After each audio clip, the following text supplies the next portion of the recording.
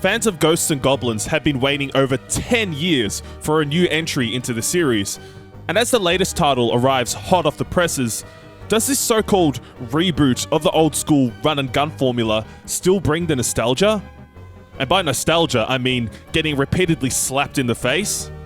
It's Anthony from TBN, and let's find out in today's episode of Should You Play Ghosts and Goblins Resurrection? The first thing you'll notice with Resurrection is how different the art style is from past entries in the series. Some fans might be disappointed with how it ditches those classic 8-bit graphics we've all become accustomed to, but I think it actually works quite well here. Everything pops out of the screen with a lot of vibrance and colour, making it easier to spot oncoming enemies and hazards in your path. Well, except when it doesn't. And by that I mean, sometimes you'll get shot through a wall which you thought was 100% solid, or enemies will just suddenly appear right where Arthur happens to be standing. Leading to some damage being taken you couldn't possibly react to fast enough. Doesn't help the fact that Ghosts and Goblins games are already extremely difficult as is. So it became pretty obvious that the developers were just hardcore trolling at certain points. Resurrection as a whole package though is truly a tough game, as you'd expect. The levels, enemies, and music as well are remixed from past titles in the series, and there are some really engaging, high-stakes scenarios to be found here. Just don't expect anything out of the ordinary. This is vintage Ghosts and Goblins gameplay that you've seen countless times before. Now, this would be the part where I talk about the story, but apart from the classic save the princess motif, there's literally nothing else happening here, so let's move on. Bit of a missed opportunity there. In terms of controls, it's pretty basic. You can run, jump and shoot in 4 directions.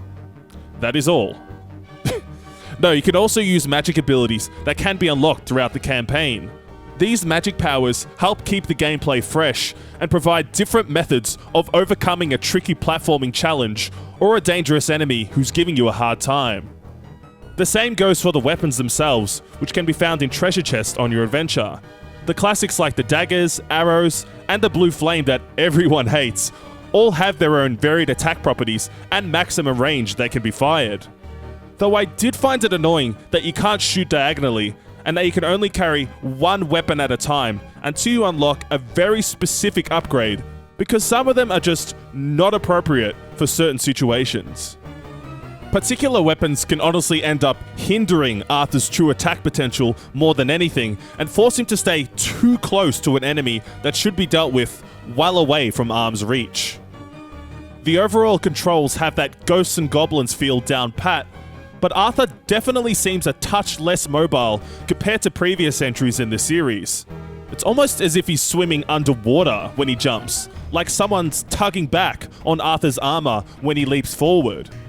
I also noticed a few input lags here and there on occasion, which is always a fun time. Not. I consider myself quite good at platforming in games, but here I just didn't feel confident enough that my jumps would land where I wanted them to. Or I wasn't exactly sure where the hitboxes were on particular obstacles. Combine that with this game's overall difficulty, and yeah, I almost broke my controller this time, not even gonna lie. Where's the double jump though? Do the devs even know that's a thing? Kinda weird that it's not here in 2021, but I digress. To help alleviate the stress, there are 4 difficulty options available when the game starts up, which basically determine the amount of damage Arthur can take. On the lowest difficulty, called Page, our protagonist essentially becomes Arthur, the Undying. Sounds like a Final Fantasy boss, I know, but he'll respawn on the spot whenever he gets taken out. To make it even easier, you can also slow down the game to half speed from the pause menu with the magic metronome. For the harder difficulties, if you are finding it a little too taxing, a lower difficulty option will show up if Arthur dies too many times in one area. However, you can't adjust the slider outside of this option. That being said, if you are one of those hardcore speedrunner type players, there are even more challenging shadow versions of each level to try out when you complete Resurrection for the first time. So, should you play Ghosts and Goblins Resurrection? Well, for a short 7-level, 5-hour experience, I'd say it does just enough to be worth a shot. The levels are quite fun to play, the music is as good as you remember, and the game's difficulty will have you sweating bullets. Though it does have its fair share of design problems, they can ultimately be overlooked in the grand scheme of things. Guys, if you enjoyed this vid, click that like button down below. And as always, if you haven't yet done so, press subscribe and the bell icon next to it so you won't miss an upload. This really helps our channel grow too.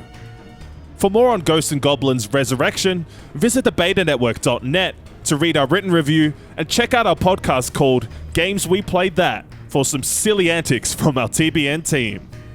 See you guys in the next video.